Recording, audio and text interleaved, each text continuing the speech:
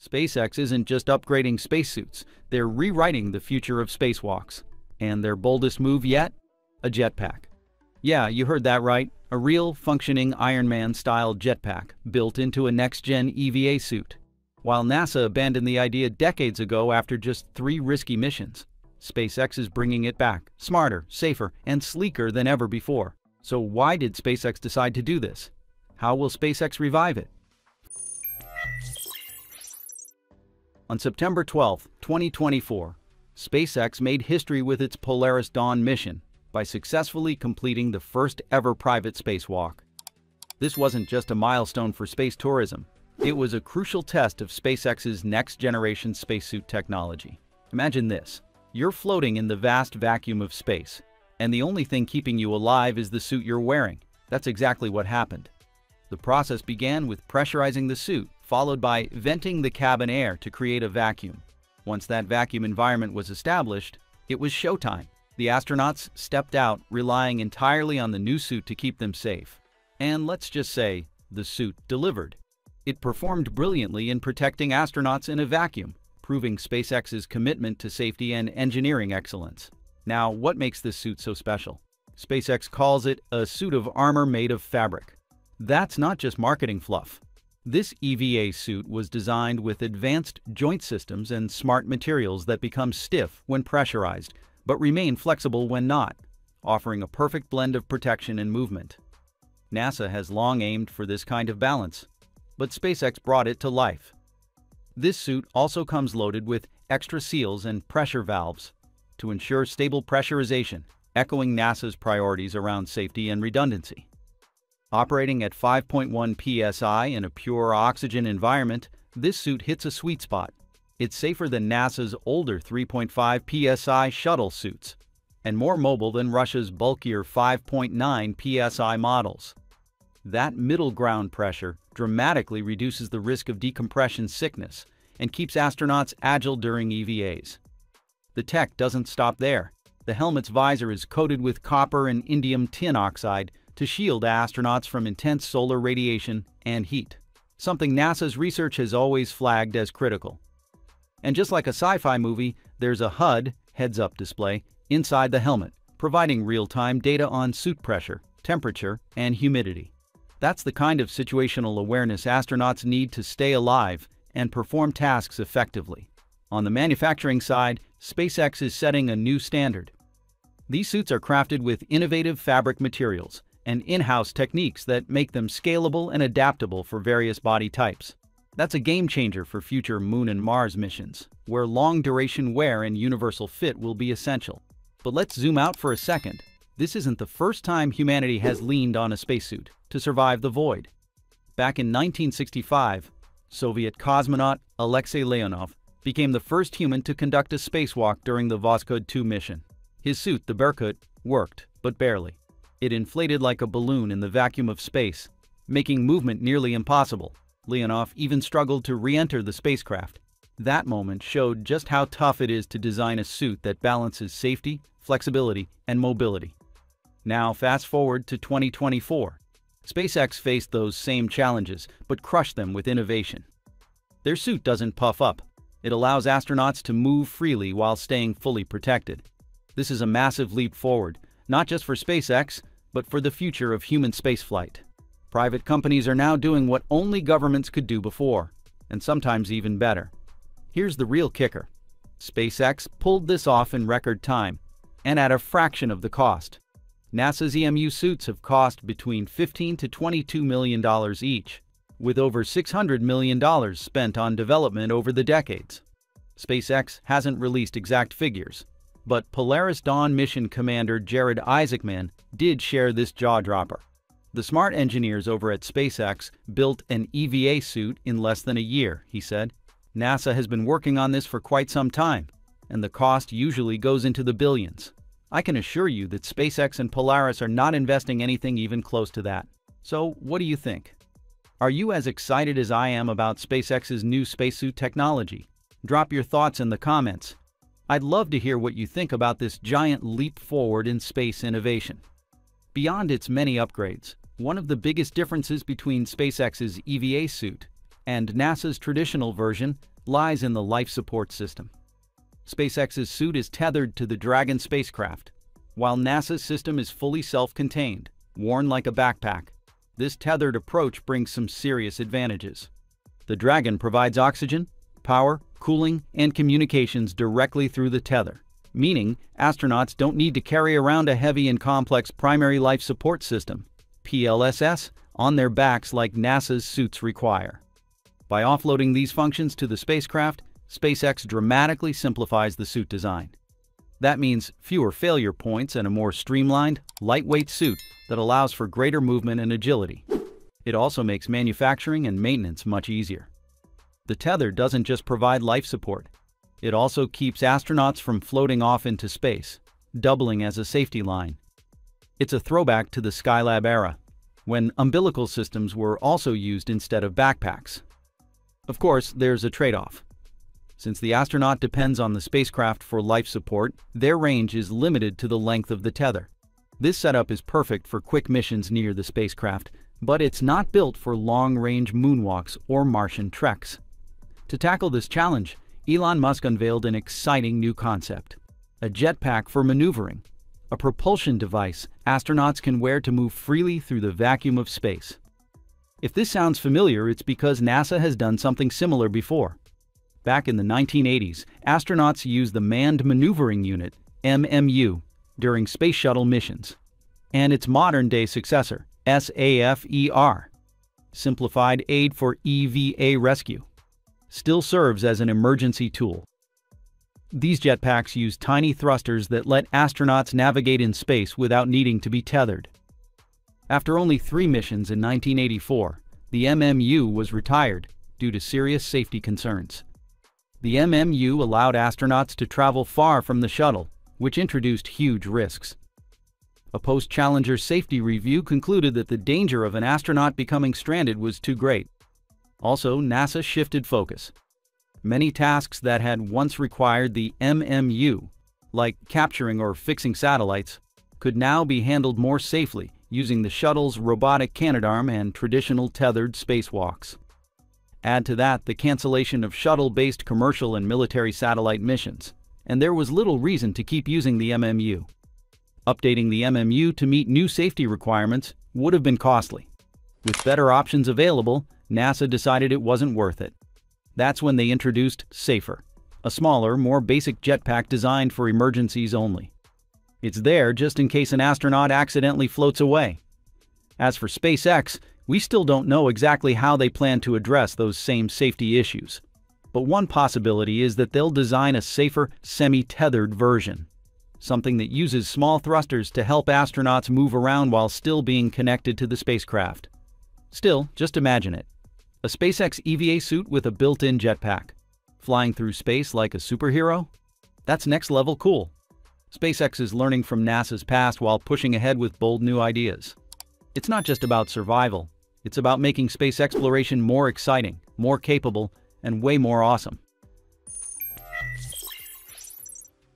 Alongside SpaceX's futuristic suits, NASA's cutting-edge Artemis spacesuit has also been turning heads in recent years. Back in March 2023, NASA and Axiom Space pulled the curtain back on a groundbreaking prototype, the next-gen suit that astronauts will wear during Artemis missions to the Moon. Called the Axiom Extravehicular Mobility Unit, or AXIM-U, this suit isn't just stylish, it's a leap forward in functionality. Axiom says it's designed to empower astronauts with advanced tools for lunar exploration, while also serving NASA's push for commercially developed human systems to access, live, and work on and around the Moon. Based on NASA's own AXIM-U design, the AXIM-U steps it up with increased mobility, better protection from the Moon's brutal environment, and smart, mission-ready tools that unlock even more opportunities for scientific discovery. Thanks to a suite of innovative tech, these suits are set to take astronauts further across the Moon's surface than ever before. Now here's a cool design twist. Lunar suits need to be white to reflect heat and shield astronauts from dangerously high temperatures. But when the suit prototype was first unveiled, it wore a sleek outer shell just for display, hiding its real structure underneath. That shell was actually created with help from Markey, the costume designer from Apple TV Plus's For All Mankind. It featured Axiom Space's branding and color palette to give the suit a little showbiz flair. Fast forward to October 2024, Axiom finally revealed the flight-ready version of the Artemis spacesuit, this time in the iconic white it'll wear on the moon. And guess who helped design it? Prada. Yes, that Prada. The new suit boasts huge upgrades over the Apollo-era gear from over 50 years ago. There's a lot more mobility in this suit design, Axiom noted. It's also packed with more redundancy and real-time health monitoring, something the original moonwalkers could only dream of. But the evolution didn't stop there. Axiom explained that the suit's internals have been evolving fast. What's underneath this layer is not the same as what was there a couple years ago, they said. This is a constantly refined piece of engineering built to meet the moon's many challenges. Then in July 2025, Axiom turned up the excitement again by announcing a partnership with Oakley for the suit's visor system. This isn't just any visor. It includes Oakley's next-gen high-definition optics, HDO, just like their premium eyewear. The helmet's visor system is packed with features like a deployable, two-part visor to handle extreme lighting, and a second bubble helmet for added UV and dust protection. Oh, and that outer layer? It's coated in 24-karat gold, not just for style, but to combat the harsh, blinding sunlight at the lunar South Pole. All those layers also help reduce lunar dust interference, a major concern when you're walking for hours in one of the most unforgiving environments in the solar system. Bottom line? Axiom's Axiom suit is light years ahead of where we were during Apollo, and it's a huge step toward humanity's return to the moon. NASA tapped Axiom Space to build the Axiom suit back in September 2022, when it awarded it a task order valued at $228.5 million. The company also received an additional contract the following year to create the necessary modifications for the suit to operate in a low Earth orbit environment. In May, Axiom Space brought the Axiom U to NASA's Johnson Space Center, where Koichi Wakata, Axiom Space astronaut, Chief Technology Officer, and former JAXA astronaut, performed tests inside the massive pool called the Neutral Buoyancy Laboratory, NBL. Two spacesuit engineers from NASA also donned the suit in the NBL. These are early days in the NBL testing, as you can imagine. Obviously, we want to make sure this suit has integrity, and clearly that was the case, said Michael Lopez Alegria, lead astronaut at Axiom Space. We have to test out the procedures and how we go through the pressurization with a person inside instead of just a dummy or nobody. On June 25th, aboard SpaceX's latest Crew Dragon spacecraft, the Axiom 4 crew launched into space. This mission marked a historic moment, featuring Shubhanshu Shukla from India, Sławosz Uznański-Wiśniewski of Poland, and Tibor Kapu from Hungary, each being the first astronaut from their respective country to travel to the ISS. Beyond national milestones, Axiom 4 represents a leap forward in mission duration and spacecraft capability. Traditionally, NASA's space shuttle missions lasted about 18 days at most. But Axiom 4 has gone a step further, with a mission duration of 19 days scheduled to return to Earth on July 14th. That additional time in space highlights key differences in the spacecraft's design and technology. Surviving in the harsh environment of space requires essentials like oxygen, water, food, and other consumables. The shuttle's onboard supplies were designed to support missions for around 2 weeks. Any longer, and it simply couldn't carry enough supplies. In contrast, the Crew Dragon can remain docked to the ISS for up to 210 days, 15 times longer, without sacrificing payload or storage efficiency. So, what makes that possible? The key lies in efficiency, automation, and smart system integration. Crew Dragon's Environmental Control and Life Support System, ECLSS, is a sophisticated setup of hardware, sensors, and software. It manages oxygen and nitrogen levels, removes carbon dioxide, and controls temperature and humidity, all with minimal crew input. This automation means the spacecraft doesn't need to carry as many consumables. The system has built-in redundancy and just enough consumables, like lithium hydroxide cartridges for CO2 removal. These cartridges support 4 astronauts for 10 days and are designed to be swapped or replenished as needed, reducing the need for excessive onboard supplies. SpaceX has conducted full-scale testing, including human-in-the-loop simulations, to make sure the ECLSS works safely and reliably in real-world conditions. NASA and SpaceX have validated the system thoroughly to meet the high safety standards of human spaceflight. While docked at the ISS, Crew Dragon can tap into the station's life support, conserving its own resources. It can even power down parts of its life support system to reduce strain while always remaining ready to undock or serve as an emergency lifeboat. To stay docked for as long as 7 months, longer than even the Russian Soyuz, Crew Dragon must operate with extreme reliability. That's why it's designed with fault tolerance and simplified subsystems, minimizing the need for backup gear and maximizing efficiency. One final innovation: Crew Dragon's life support integrates with the SpaceX EVA suits.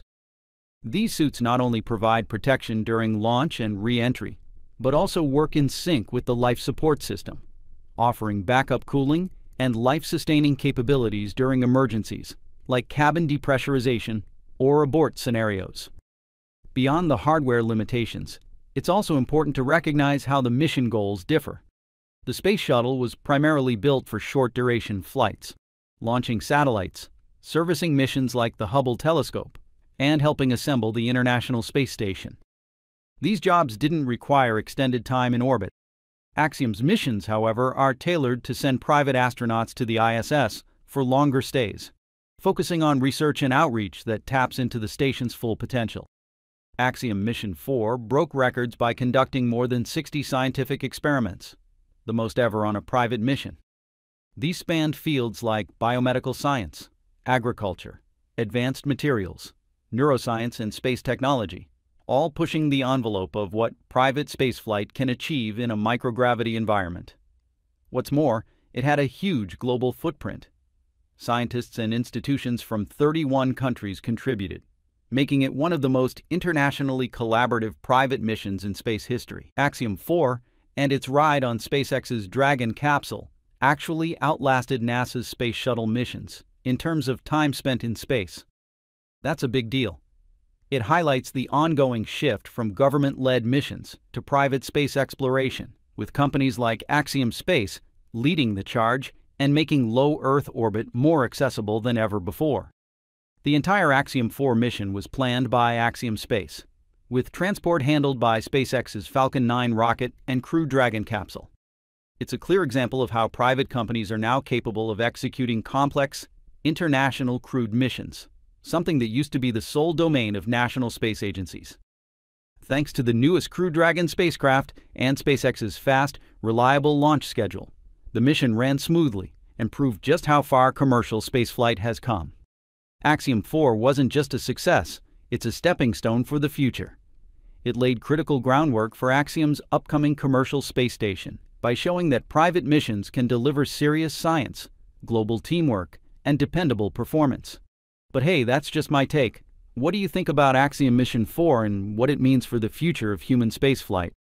Are we witnessing a true shift toward a new space era? Drop your thoughts in the comments below. I'd love to hear what you think. Anyway, if you loved this deep dive, smash that like button, hit subscribe, and ring the bell. We're aiming for 150,000 subscribers, and we need you to get there. Check out our other videos on Starship, Artemis, and more. And let's keep exploring the cosmos together. The Axiom station, with its first module set to launch no earlier than 2027, is positioned to spearhead the emerging low Earth orbit economy. Here's a breakdown of what the station will feature: Payload, Power, and Thermal Module, PPTM. This essential module delivers the station's foundational functions: power, thermal regulation, and accommodation for scientific payloads. Thales Alenia Space, the Italian firm responsible for several ISS components like Harmony, Tranquility Node 3, and Columbus, is developing it. Habitat 1 and Habitat 2. These units will house astronauts and private space tourists. Airlock Module. Mirroring the ISS, Axiom Station will facilitate spacewalks and other external missions. Research and manufacturing facilities.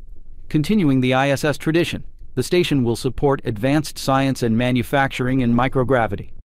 The race for supremacy in orbit is intensifying.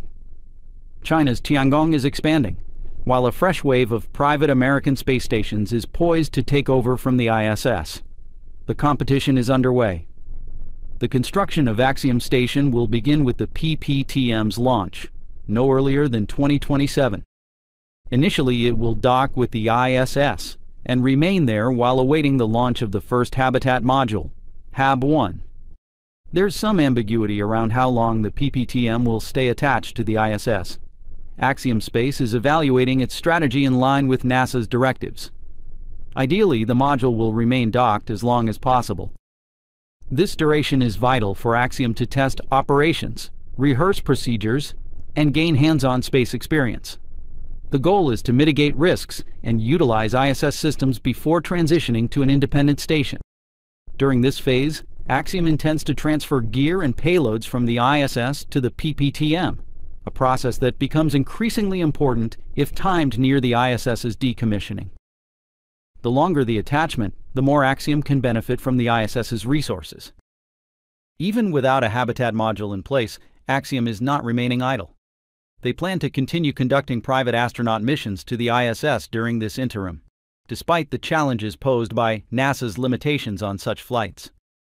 It's a competitive but crucial opportunity. Once HAB-1 is launched and aligned, the PPTM will separate from the ISS and dock directly with HAB-1, forming the foundation of the independent Axiom Station. That pivotal event could occur as early as 2028, 2 years before the ISS's expected retirement. Even with just 2 modules, the station will support a crew of 4. Both modules are designed to operate autonomously in orbit, enhancing versatility and robustness. Once operational as a standalone station, Axiom plans significant expansions. These include adding an airlock for spacewalks, a second habitat to enlarge crew capacity, and a research module to boost scientific and commercial output. Each new module will feature dedicated power and thermal systems, and the initial habitat will include a robotic arm to assist in reconfiguring and expanding the station.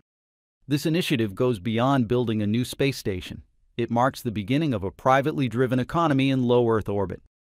In addition to the Axiom space station, there is another option for NASA, Blue Origin's Private Orbital Reef Space Station. This project, involving Blue Origin, Sierra Space, Boeing, and a number of other companies and institutions, passed its System Definition Review, SDR, with NASA by 2022. The milestone shows that Orbital Reef's envisioned architecture is sound and clears the project to proceed further into the design phase.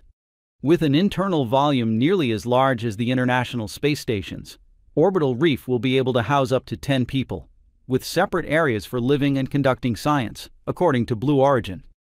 The company claims that Orbital Reef will be a mixed-use business park in space that will have multiple ports and berths for visiting spacecraft and modules, along with various utilities and amenities. Blue Origin boasts that the space station will have an open system architecture that will allow a variety of people and customers to use the facility. The station will open the next chapter of human space exploration and development by facilitating the growth of a vibrant ecosystem and business model for the future, Blue Origin said. Potential customers for the station range from space agencies and high-tech groups to countries that don't have their own space programs, as well as media and travel companies, the company says. Blue Origin also claims that it will provide end-to-end services for anyone wishing to use the station, from transportation, leasing space, technological assistance with hardware, and robotic services. Now anyone can establish an address in orbit, Blue Origin said. Orbital Reef expands access, lowers the cost, and provides everything needed to help you operate your business in space. The company said they envision that Boeing's Starliner spacecraft and Sierra Space's Dream Chaser would provide human and cargo transport to Orbital Reef. Dream Chaser has yet to fly, and Starliner has remained in trouble. The plan is to also launch most of Orbital Reef's modules on Blue Origin's New Glenn rocket, another rocket that has only flown once. NASA awarded the Orbital Reef team $130 million in December 2021 via the agency's Commercial Low Earth Orbit Development Program, which aims to help get at least one commercial outpost up and running before the International Space Station is retired in the 2030 timeframe. 2 other private space station projects also received CLDP funding in that round. Starlab, which is led by the company Nanoracks, got $160 million, and a team headed by aerospace giant Northrop Grumman scored $125 million for its concept. All three of the commercial space stations aim to be operational in 2027 or thereabouts. How do you feel when you see this picture? Well, when looking at that comparison, cramped Soyuz above, sleek Crew Dragon below, it's hard not to feel a jolt of contrast. Soyuz, with its tight, utilitarian interior, feels like a relic of the Cold War. All function, no comfort. Astronauts sit shoulder to shoulder, knees bent, basically packed in like high-tech sardines. For decades, NASA astronauts as well as the ESA astronauts endured that reality because it was the only ride available after the shuttle retired. You can almost feel the discomfort just by looking at it. Then there's Crew Dragon. Spacious, minimalist, like something out of a sci-fi movie. Touchscreens instead of buttons, clean lines, ambient lighting. It's not just about aesthetics. It's about ease, morale, and human-centered design. You sense freedom and the future in that cabin, like we're witnessing a generational leap. And for astronauts who had to go from the glory days of the space shuttle to being strapped inside Soyuz, it probably felt like being sent backward in time. It's much too small and tight. Dutch ESA astronaut André Kuipers complained of the Russian Soyuz spacecraft. NASA astronaut Don Pettit said, "Soyuz is tiny compared to the shuttle, which has pluses and minuses. From a crew comfort viewpoint, the Soyuz is cramped. I might even say cramped squared. Once strapped in, my heels are nearly in contact with my butt.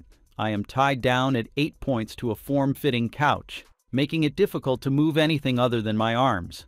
I can also swivel my head and wiggle my toes." And Crew Dragon finally pulled them back into the 21st century. Japanese astronaut Soichi Noguchi, who has flown on the space shuttle, Soyuz, and Crew Dragon, summed it up best. "The Dragon is the best, short answer." Each vehicle has its peculiarities, but Dragon is really ready to go up. It's fun to ride. Unlike the Soyuz capsule, which is divided into 3 separate modules, SpaceX's Crew Dragon consists of just 2 main sections: the crew module and the trunk. The crew module, where the astronauts sit, draws inspiration from the Apollo command modules that once carried humans to the moon. The trunk, on the other hand, is an unpressurized segment that houses solar panels, radiators for heat removal, additional cargo space, and aerodynamic fins for added stability during emergency aborts. Together, the capsule and trunk measure about 8.1 meters in height and 4 meters in diameter, slightly larger than the Soyuz, giving astronauts noticeably more room inside.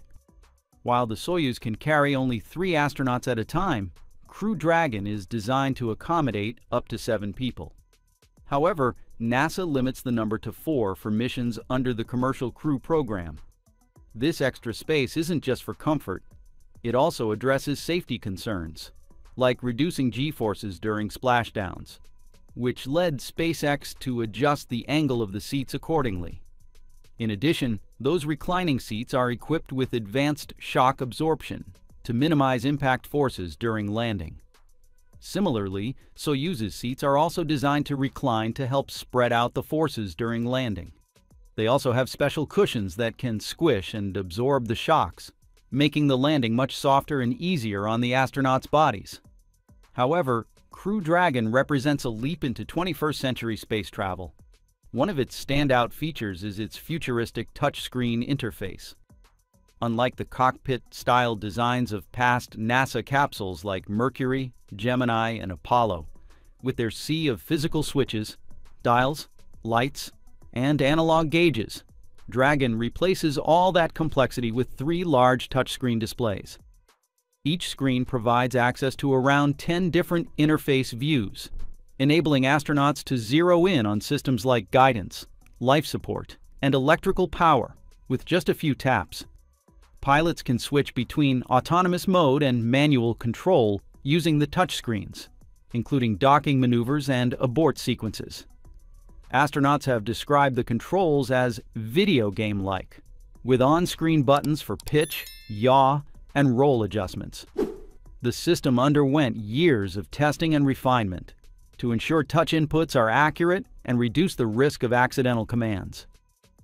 Doug Hurley, who commanded Crew Dragon's first crewed flight in May 2020, explained how intuitive the system is. You have an overall systems page on the screen, and then you can drill down into individual pages as well. There's a total of 25 to 30 individual pages, and SpaceX may have added some more since my flight. With any aircraft or spacecraft, you always iterate because it makes sense and it's easy and will help the crew. By contrast, Russian Soyuz uses a traditional cockpit-style layout with numerous physical buttons, switches, dials, and analog gauges. The interface is more complex and manual, reflecting design philosophies from the Soviet era, emphasizing redundancy and tactile feedback. Soyuz cosmonauts interact with physical controls, which provide direct mechanical or electrical inputs, allowing operation even if some systems fail. The control panel is compact but dense, requiring cosmonauts to memorize many switch positions and instrument readings. While modern Soyuz versions, such as Soyuz MS, have introduced some digital displays and a glass cockpit-style panel, the interface remains largely button and switch-based, not touchscreen. The tactile controls offer high reliability and robustness in harsh conditions, but can be less intuitive for new users compared to modern touchscreens. Back to Dragon, the engineers came up with the idea to minimize the workload for astronauts by automating most of the spacecraft's functions. Ideally, the crew doesn't need to do anything unless something goes wrong, and even then, ground control is the next line of defense. If both automation and mission control can't resolve an issue, only then do astronauts step in to take manual control. This high level of autonomy extends to Crew Dragon's flight and docking systems. The spacecraft operates on full autopilot, requiring no manual intervention during launch, orbit, or docking. It can autonomously rendezvous and dock with the ISS using a suite of advanced sensors, including LiDAR, high-definition cameras, and thermal imaging. While the crew can take over manually if needed, it's rarely necessary. Crew Dragon's docking system sits behind a hinged nose cone that opens during approach, revealing the docking ring and sensors. It made history in March 2019 by becoming the first American spacecraft to dock autonomously with the ISS during the uncrewed Demo 1 mission. Since then, it's been used in multiple crewed missions, from Crew 1 through Crew 10, all successfully docking and undocking using this autonomous technology. Importantly, the docking system follows the International Docking System Standard, which ensures compatibility with standardized ISS ports. In 2021, SpaceX even demonstrated that the spacecraft can relocate between docking ports while attached to the ISS, all without human input. Now here's a question that might surprise you. Why does SpaceX's Crew Dragon take so much longer to dock with the ISS compared to Russia's Soyuz? Here's the deal.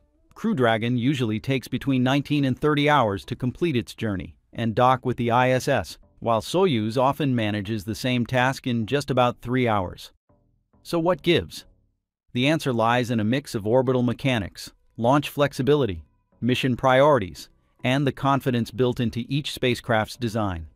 Let's start with orbital mechanics. After launch, spacecraft don't head straight to the ISS. Instead, they enter a lower orbit and must perform a series of engine burns, called phasing burns, to slowly raise their altitude and sync up with the station's orbit.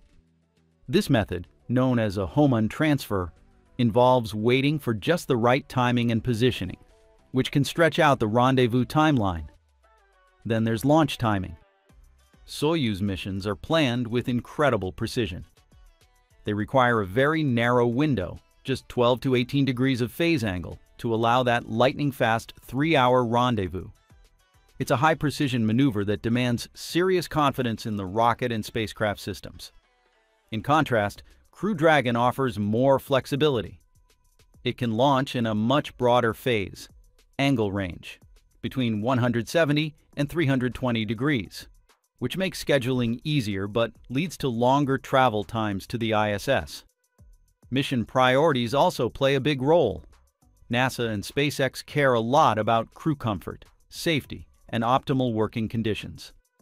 That means scheduling dockings during favorable lighting, ensuring strong communication coverage, and aligning with the astronauts' sleep cycles. All of this adds hours to the timeline, but it also ensures the crew is alert and ready for action when docking time comes. And let's not forget about system confidence. Soyuz has been around for decades, with an incredible track record of fast, precise rendezvous missions. It's built for speed. Crew Dragon, while fully capable of faster trips.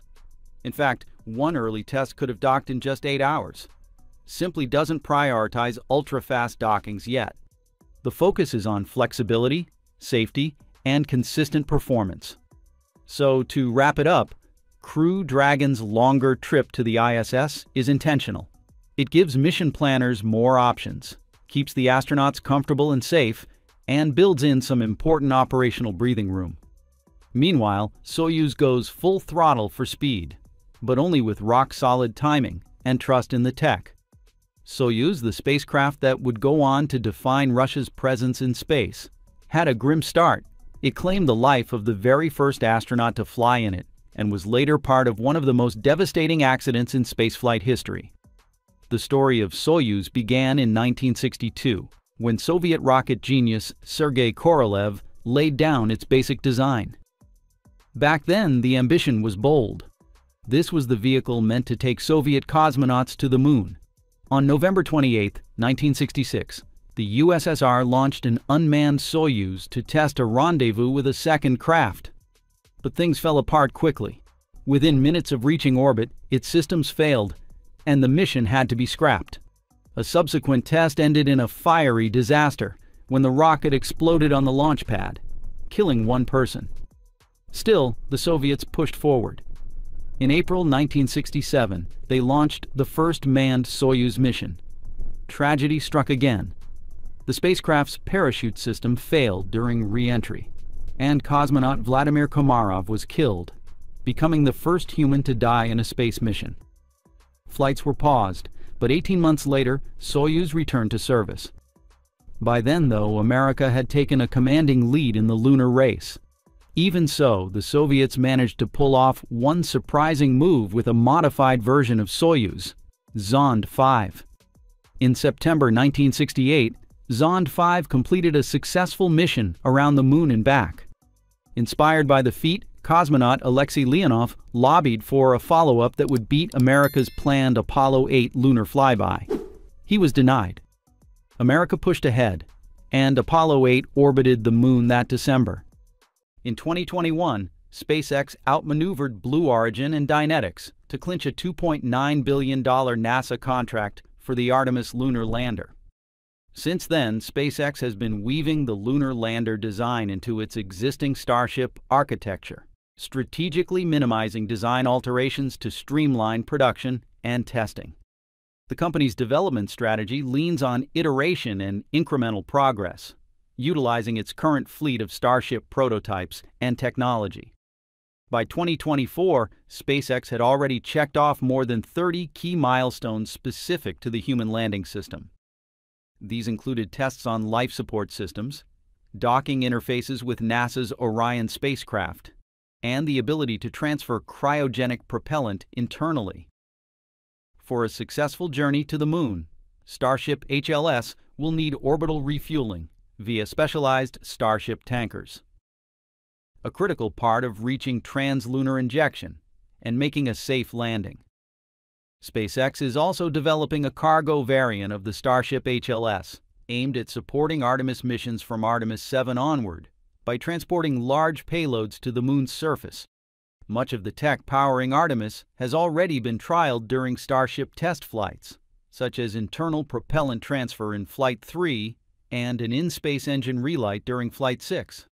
These demonstrations are essential for proving Starship can operate reliably in orbit and re-enter Earth's atmosphere safely, especially by reigniting the Raptor engines mid-space to initiate deorbit burns. Hardware upgrades are equally important. The next-generation Starship Block 2 and Block 3 versions are significantly larger and more capable than their predecessors, offering increased payload capacity and better crew accommodation, complete with enhanced life support systems. These newer models feature advanced Raptor engines, both more powerful and more numerous, along with reinforced structures and upgraded thermal protection systems. Such improvements are crucial to withstand the stress of multiple flights and the harsh conditions of lunar operations. Notably, Block 3 will incorporate cutting-edge orbital refueling tech, including a new docking system for seamless connections with tanker starships in low Earth orbit. NASA and SpaceX have laid out a clear path forward. An uncrewed test flight of the Starship HLS is scheduled for 2025 to demonstrate its landing and ascent capabilities. Only after this successful validation will astronauts board for the first crewed lunar mission, expected as part of Artemis 3. No sooner than mid-2027. However, there's mounting evidence that SpaceX's timeline is slipping. A U.S. Government Accountability Office report from November 2023 recognized SpaceX's advances, but warned that delays, especially around Raptor engine development, posed a top risk. NASA's subsequent announcement in December confirmed the delay, pushing Artemis 3 to mid-2027. Amit Kshatriya, Deputy Associate Administrator for NASA's Moon to Mars program, acknowledged the challenges, especially in completing the propellant transfer demonstration on time. By 2025, things took a tougher turn. SpaceX suffered 3 consecutive failures with its Block 2 hardware, and an explosion during a static fire test of Ship 36 only added to concerns. Clearly, there's still a long road ahead. The most basic requirement, reliable flight performance, has yet to be achieved. Which leads us to an important question. With all the challenges facing the latest versions, why not fall back on flight-proven hardware and build upon that solid foundation? Let's talk about the Falcon Heavy. This rocket is no slouch.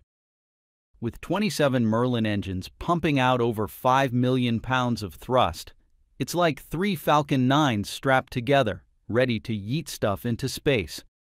It can carry 63.8 metric tons to low Earth orbit and about 16.8 tons to a translunar injection. That's the trajectory to the Moon.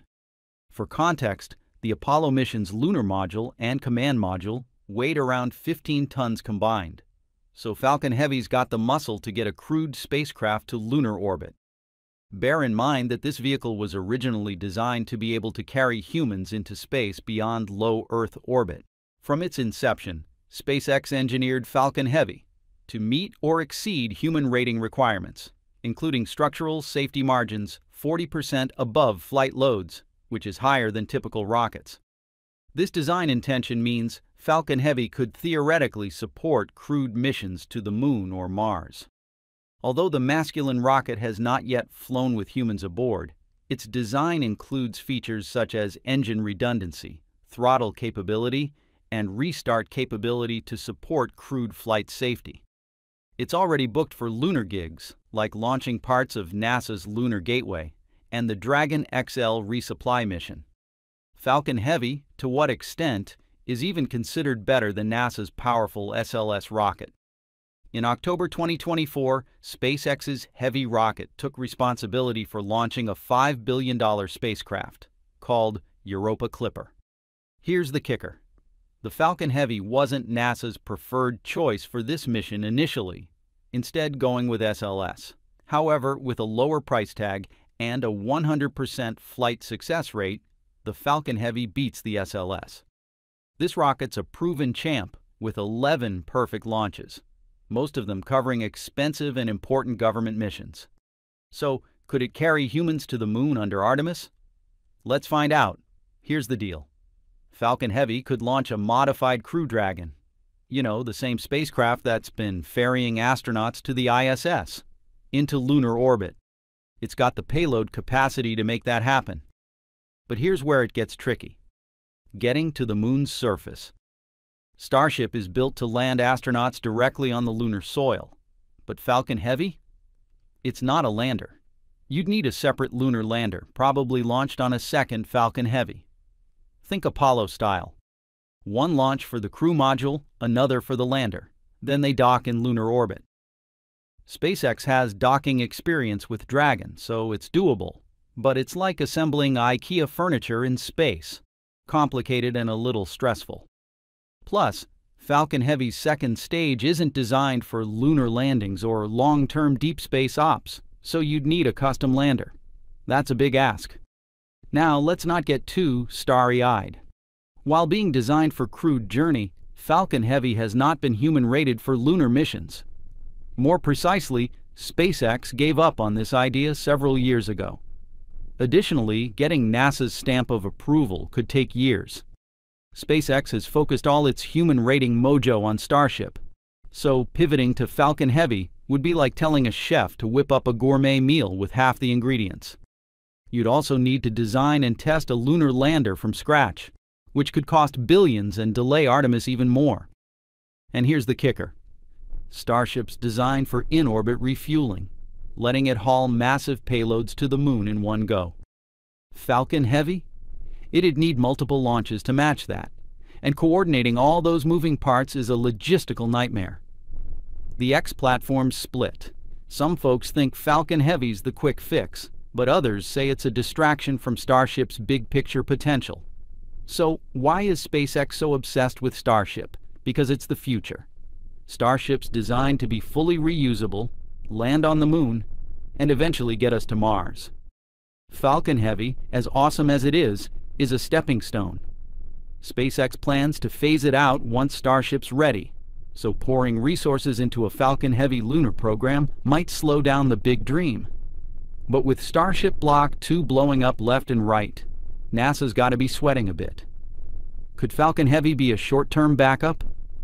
Maybe for getting crew to lunar orbit or supporting the gateway. But replacing Starship's landing capability? That's a tall order. SpaceX is already working on Block 2, fixing its woes with beefier Raptor 3 engines. They're betting on iteration, not a U-turn to Falcon Heavy. Here's the bottom line. Falcon Heavy could step up for lunar orbit missions if Starship keeps tripping, but it's not a plug-and-play replacement for landing astronauts on the moon. It's like using a sports car to tow a trailer. It can do part of the job, but it's not built for the whole gig. NASA and SpaceX are all in on Starship for Artemis 3, and despite the explosions, they're confident the human landing system will be ready. But if delays pile up, don't be surprised if Falcon Heavy gets a call-up for a supporting role. What do you think, space fans? Should SpaceX dust off Falcon Heavy for the moon, or keep pushing through Starship's growing pains? Drop your thoughts in the comments, and let's get this debate to the moon and back. Anyway, if you love this deep dive, smash that like button, hit subscribe, and ring the bell. We're aiming for 150,000 subscribers, and we need you to get there. Check out our other videos on Starship, Artemis, and more, and let's keep exploring the cosmos together. Falcon Heavy isn't the only one that needs upgrades to make a moon mission possible. Dragon has a long way to go too. Crew Dragon was originally built for low Earth orbit missions, so turning it into a lunar vehicle would require serious overhauls. As former NASA Administrator Jim Bridenstine once said, "I'm not saying you couldn't modify it, but if you modified it, it would look a lot like Orion." And here's why. Crew Dragon doesn't have the Delta V. The change in velocity needed to enter and exit lunar orbit on its own.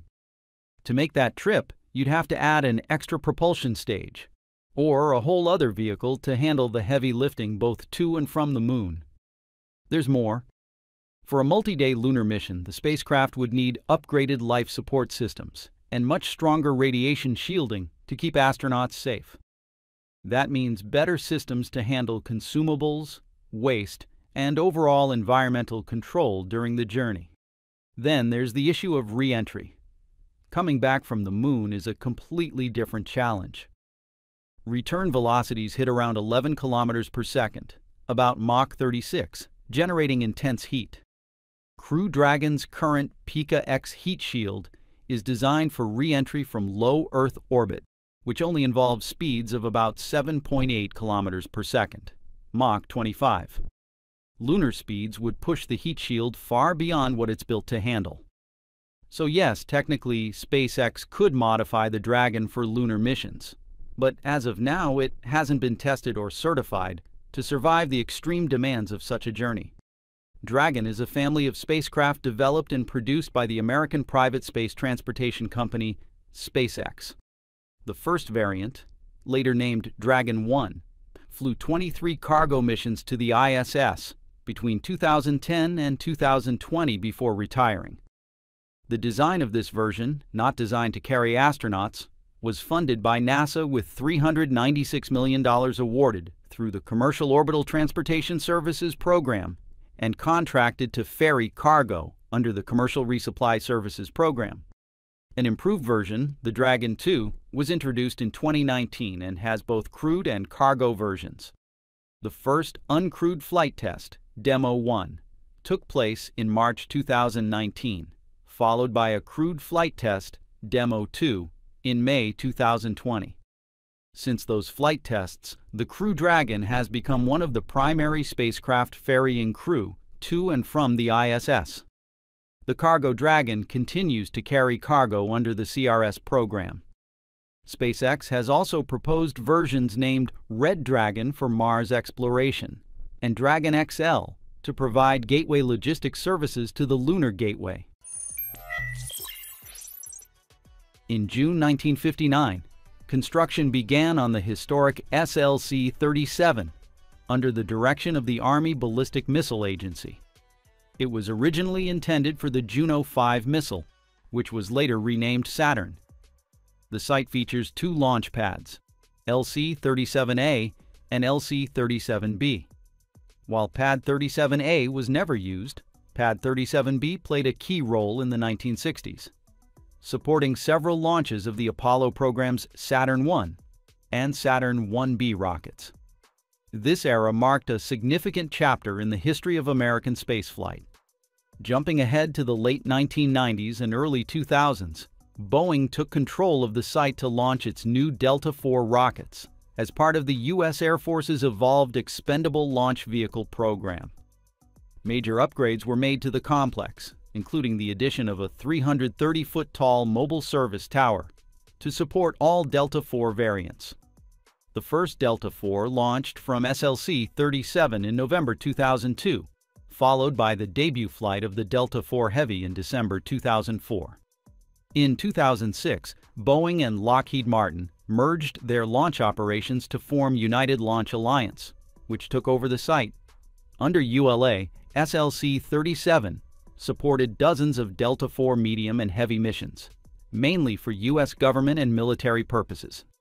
Notable NASA missions launched from here include the Orion Exploration Flight Test 1 in 2014 and the Parker Solar Probe in 2018. Over its operational life, SLC-37 hosted 35 Delta IV launches under ULA, culminating with the rocket's final mission in April 2024. With the retirement of the Delta IV, ULA chose not to renew its lease on SLC-37, leaving the complex without an operator. However, SpaceX is now expected to take over the site at Cape Canaveral Space Force Station to launch its Starship rocket. The move is aimed at supporting national security missions that current SpaceX sites, like Texas's Starbase or LC-39A, can't fully accommodate due to location or capacity limits. There's also the potential for future NASA collaborations tied to the Artemis program and Mars exploration efforts. So far, SpaceX's progress at this site has made significant strides. In early June 2025, the company received limited entry authorization from the U.S. Space Force to begin early preparations for Starship operations at the site. This approval enables SpaceX to start modifying the complex, while a full lease agreement remains under review.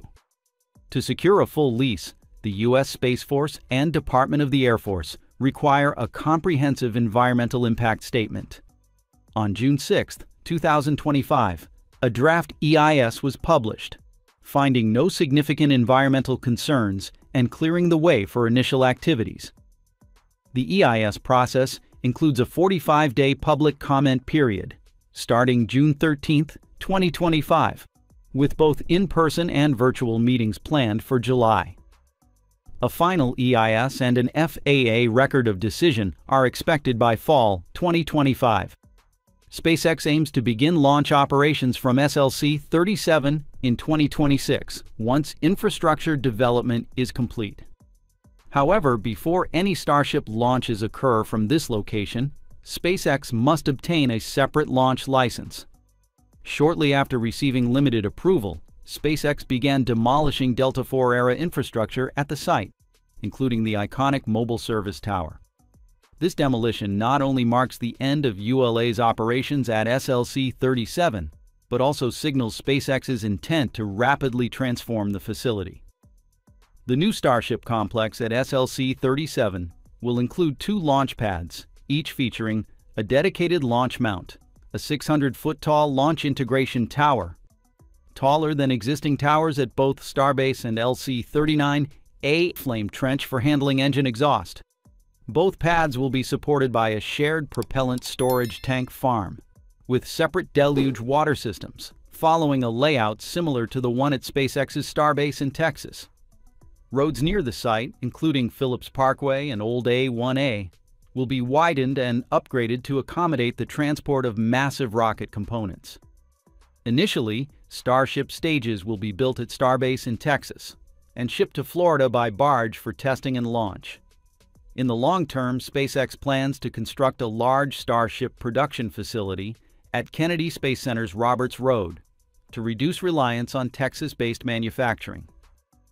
With 2 planned catch towers at Cape Canaveral, SpaceX is proposing up to 76 Starship launches per year from Space Launch Complex 37.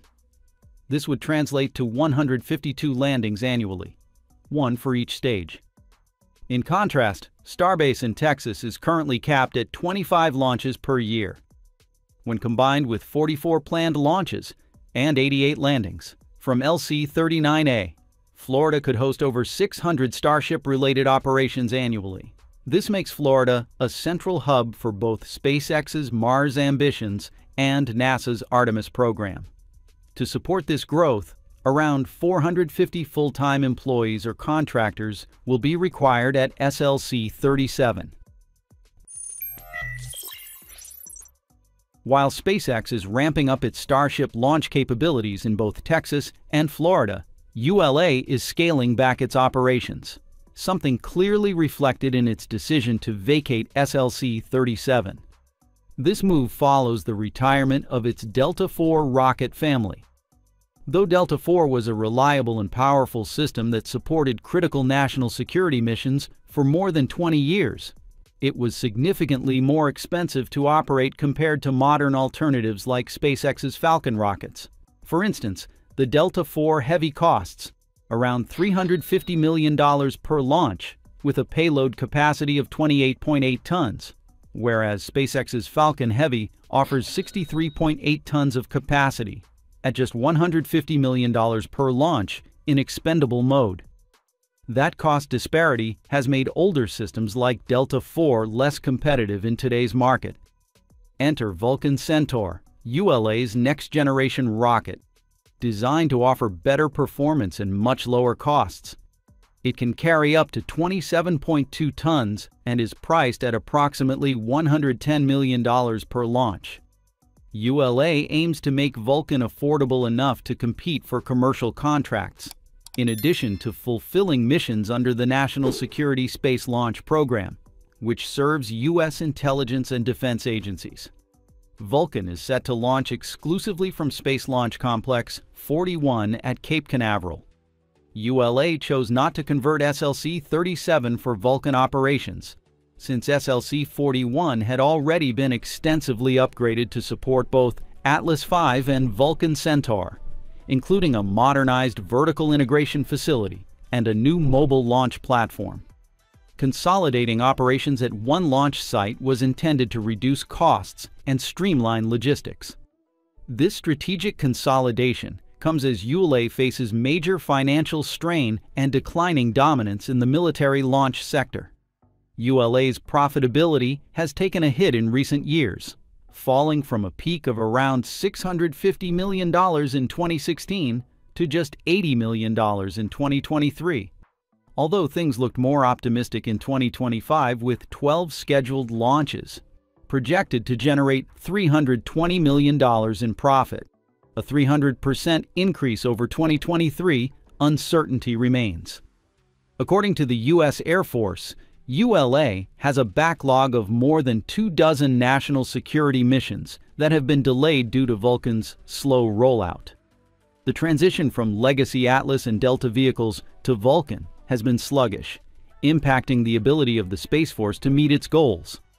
As a result, the Pentagon has increasingly relied on SpaceX as a more dependable launch provider.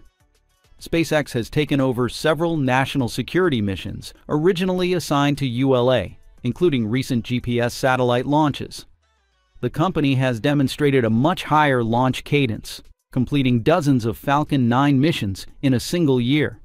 This shift reflects a growing lack of confidence in ULA's reliability, especially with Vulcan's next flight still ambiguously scheduled for the fourth quarter of 2025. Meanwhile, SpaceX's influence in the space launch market continues to soar. Adding fuel to the fire, ULA's parent company, Boeing, reported a staggering operating loss of $10.7 billion in 2024, with operating margins falling to negative 16.1%. These losses, stemming largely from its commercial airplane division, limit Boeing's capacity to invest in and support subsidiaries like ULA.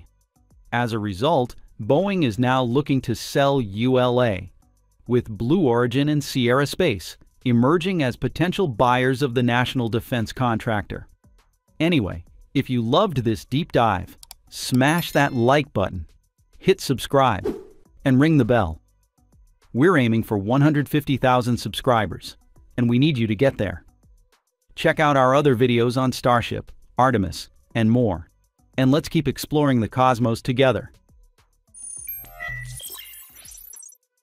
The diverging paths of ULA and SpaceX perfectly capture the seismic shift happening in the space launch industry, from the era of old space to the rise of new space.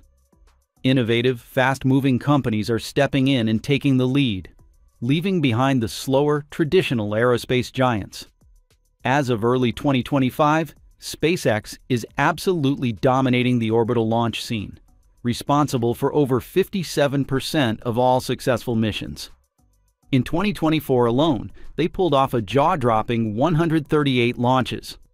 Most of those carried Starlink satellites, which not only blanket the globe with internet coverage, but also generate steady revenue to bankroll even bigger ambitions, like the Starship program.